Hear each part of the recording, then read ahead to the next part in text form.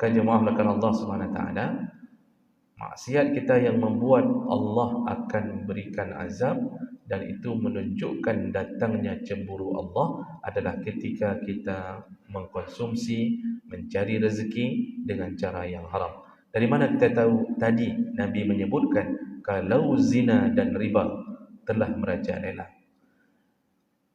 Dua perkara yang paling besar, zina, riba. Kalau kita bicara dalam judul kita ini, lihatlah tentang dunia riba. Nabi menyebutkan kalau zina dan riba telah merajalela. Dan bukankah hari ini riba telah merajalela? Dari 33 provinsi, Pak, itu cuma Aceh yang punya kanun untuk menahan riba.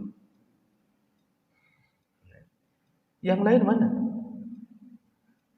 Teman-teman Riau itu cemburu ke kita, Pak.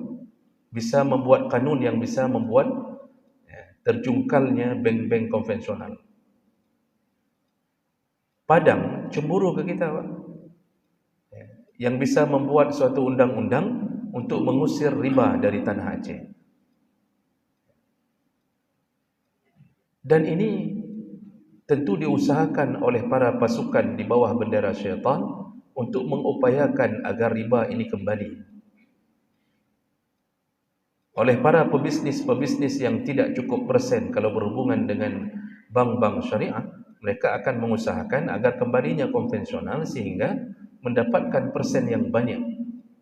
Kalau mendepositokan uang mendapatkan bunga yang besar. Walaupun kita tidak bisa menghindari maksiat yang lain, walaupun setiap orang kita hari ini bahkan mungkin jatuh ke maksiat yang berbeda, tapi paling kurang kita telah mencoba untuk membuat Allah menghalangi azab, menunda azab kepada kita. Jemaah melakukan Allah Subhanahu Wa Taala. Makanya mencari jalan haram menuju azab itu, mencari jalan-jalan menuju ke neraka, itu kadang-kadang kita tidak sadari dengan apa yang kita lakukan hari-hari. Sekarang riba itu tidak pada bank lagi, nanti walaupun ada bank-bank yang berselimut dengan nama syariah, tapi masih berani melakukan transaksi riba. Tapi Masya Allah, jangan kita fikir hanya pada bank saja. Sekitaran kita banyak orang mencari rezeki dengan haram atau terjerumus ke dalam dunia riba. Saya sering kasih contoh, coba keliling pasar impres kita. Itu hampir merata pedagang ditawarkan oleh rentenir. Dan rentenir itu biasa datang dari provinsi tetangga. Itu banyak itu. Dan saya mengetahui beberapa personilnya. Itu mereka berkelompok, kerjanya meminjam-minjamkan uang kepada pedagang bawang, pedagang cabai, ditawarkan, Pak. Daripada menunggu lama-lama 100 ribu per hari, tunggu sebulan baru 3 juta, itu pun dipotong kebutuhan anak dan istri. Maka ketika datang mereka menawarkan 5 juta, 10 juta, 20 juta, Bapak mau ambil, nanti per bulan kami tagihnya sekian. Dan ketika ditagih melebihi daripada yang dipinjamkan. Semua hampir merata terlibat daripada riba.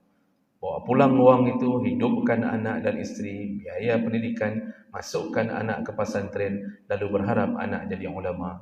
Pajanjut ke ulama, udip dengan peng haram, sekolah dengan uang haram.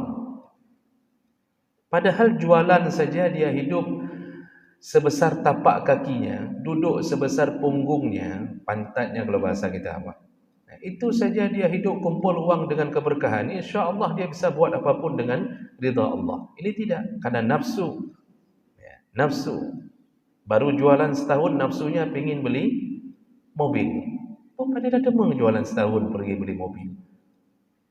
Lalu ditawarkanlah uang, jatuh ke dunia riba. Kalau ini merajalela, kepala pasar tidak ngomong apapun. Mungkin kepala pasar pun mungkin minjam juga. Lalu kemudian wali kota pun begitu. Orang-orang yang berhak mencegah itu pun diam saja.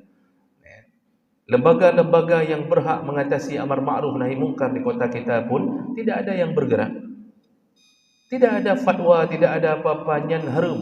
Padahal kalau mereka mengeluarkan satu surat, ini haram, Mohon kepada pemerintah menangani rentenir di pasar impres. Contohnya apa? Ini langsung saya sebutkan tempat kejadian paling banyak. Satu surat dikeluarkan oleh MPU kerjasama dengan pemerintah pusat, wali kota turun tangan, itu bisa dibasmi habis semua, Pak. Kalau kami ini mana ada surat, Pak. Kami yang ada cuma surat STNK. Kami tidak berlaku tanda tangan kami. Bapak-bapak yang punya kuasa, kalau diam saja, tunggu Lok Semawin tenggelamkan Allah. Riba merajalela, zina Masya Allah, tempat-tempat terselubung, Pak, itu semua menjadi rahasia umum. Zina terjadi, kita biarkan pelacur masuk ke hotel-hotel. Tak ada usaha mencegah. Yang pacaran hari ini tak berani kita cegah. Kenapa? Begitu kita cegah, dia nampakkan siapa ayahnya. Maka perbuatan haram menjatuhkan vonis Allah, maka Allah akan buat hancurnya satu kekuasaan, hancurnya satu tatanan. Makanya Allah sudah mengingatkan kita. Dalam surah Ar-Rum kan Allah katakan, "Iza dhahara al-fasadu fil barri wal bahri bima kasabat aydin nas." Rusaknya keadaan di langit, di daratan dan di lautan, itu semua akibat perbuatan tangan manusia, kata Allah.